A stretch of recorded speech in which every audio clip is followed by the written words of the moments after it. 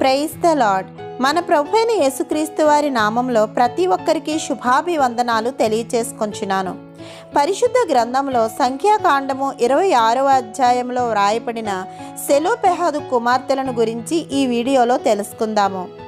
సంఖ్యాకాండము 26వ అధ్యాయము 33వ వచనంలో హేపెరు కుమారుడైన సెలోపెహాదుకు కుమార్తెలే కాని కుమారులు పుట్టలేదు అని వ్రాయపడి ఉన్నది. ఈ సెలోపెహాదు యోసేపు కుమారుడైన మనష్షే వంశస్థుడు. అతనికి 5 కుమార్తెలు. వారి పేర్లు Mahlah, Noah, Hoglah, Milcah, Tirzah. Mahlah అనగా సాత్వికము అని అర్థము. నోయా అనగా ముఖస్థుతి అని అర్థము. హొగ్లా అనగా కౌజు పిట్ట అని అర్థము. మిల్కా అనగా రాణి అని అర్థము. తిర్సా అనగా సంతోషదాయకం అని అర్థము. దేవుడు మోషేతో ఇశ్రాయేలీల గోత్రముల వారందరికీ దేశమును స్వాస్థ్యముగా పంచిపెట్టుటకు వారిని లెక్కించాలని ఆజ్ఞ ఇచ్చారు. ఈ క్రమములో సెలోపెహాదు కుమార్తెలు ప్రత్యక్షపు గుడారము వద్ద మోషే, యాజకుడైన ఎలియాజారు, ప్రధానుల సర్వ సమాజము ఎదుట నిలిచి వారితో ఇలా విన్నవించుకున్నారు. మా తండ్రి సెలోపెహాదు అరణ్యంలో చనిపోయాడు. అతనికి కుమారులు పుట్టలేదు. అతనికి కుమారులు లేనంత మాత్రాన మా తండ్రి పేరు అతని వంశంలో లేకుండా పోవాలా? మా తండ్రి సహోదరులతో పాటు భూమిని మాకు కూడా ఇవ్వండి అని అడిగారు. సెలోపెహాదు కుమార్తెలు వారి తండ్రి చనిపోగా దిక్కులేని వారయ్యారు. వారి తండ్రి అయిన సెలోపెహాదుకు కుమారులు లేరు. అతనికి రావాల్సిన భూమి సెలోపెహాదు కుమార్తెలకు రాదు. దేవుడు ఇశ్రాయేలీలకు ఇవ్వబోతున్న వాగ్దాన దేశంలో తమ వంశము పేరు కనిపించదు. అందువలన వారు ధైర్యముతో వెళ్ళి మోషేకు ఈ విన్నపాన్ని చేశారు. అప్పుడు మోషే వారి కొరకు దేవుని సన్నిధిలో మనవి చేయగా యెహోవా మోషేతో ఇలా అన్నారు, సెలోపెహాదు కుమార్తెలు చెప్పింది నిజమే. అందువలన నీవు వారి తండ్రికిచ్చిన భూమిని ఆయన కుమార్తెలకు ఇవ్వవలెను.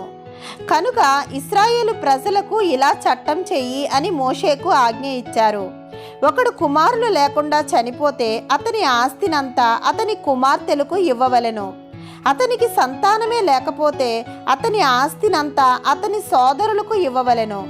అతనికి ఒకవేళ సోదరులు లేకపోతే అతని ఆస్తినంతా అతని తండ్రి సోదరులకు ఇవ్వవలెను.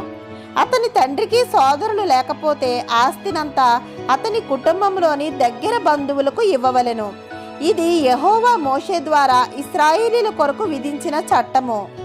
ఈ మాటలు మనకు సంఖ్యాకాండము 27వ అధ్యాయము 6-11 వచనాల్లో కనపడతాయి. సెలోపెహాదు కుమార్తెలు ధైర్యంగా మోషే దగ్గర తమ సమస్యను చెప్పుకోవడాన్ని బట్టి దేవుని ద్వారా ఆజ్ఞను పొంది వారికి రావాల్సిన స్వాస్థ్యాన్ని యెహోషువ కాలంలో పొందుకున్నారు. యెహోవా ఆజ్ఞ ప్రకారము యెహోషువ మనష్షే గోత్రానికి ఇచ్చిన భూభాగంలోనే వీరికి కూడా భూమిని పంచాడని యెహోషువ గ్రంథము 17వ అధ్యాయము 4వ వచనంలో వ్రాయపడి ఉన్నది. ఈ సెలోపెహాదు కుమార్తెలు మేము స్త్రీలము కదా అని తమకేమీ పట్టనట్టు కూర్చోలేదు. వారికి ఒక గురి ఉన్నది. దేవుణ్ణి అడిగి సాధించే పట్టుదల ఉన్నది. వీరు మనకు అత్యంత ప్రశస్తమైన విషయాన్ని నేర్పించారు. అదే అడుగుడి మీకు ఇవ్వబడును అని.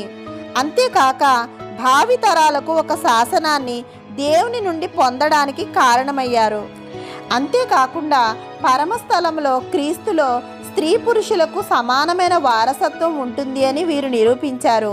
గలతీయులకు రాసిన పత్రిక 3వ అధ్యాయము 28వ వచనంలో పురుషుడని స్త్రీ అని లేదు, యేసుక్రీస్తునందు అందరూ ఏకముగా ఉన్నారు అని వ్రాయపడి ఉన్నది.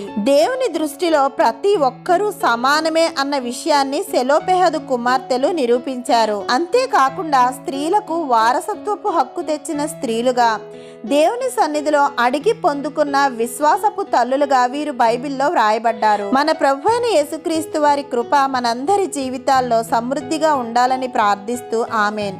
దేవుని మాటలు మీకు నచ్చితే లైక్ చేయండి, సబ్స్క్రైబ్ చేయండి. దేవుని మాటలను అనేకులకు షేర్ చేయండి. ఇంకా పరిశుద్ధ గ్రంథంలో అనేక అంశాలను మనం ధ్యానం చేసుకోవడానికి కావలసిన దేవుని కృప నడిపింపుల కొరకు మనందరము ప్రార్థిద్దాం. ఆమెన్.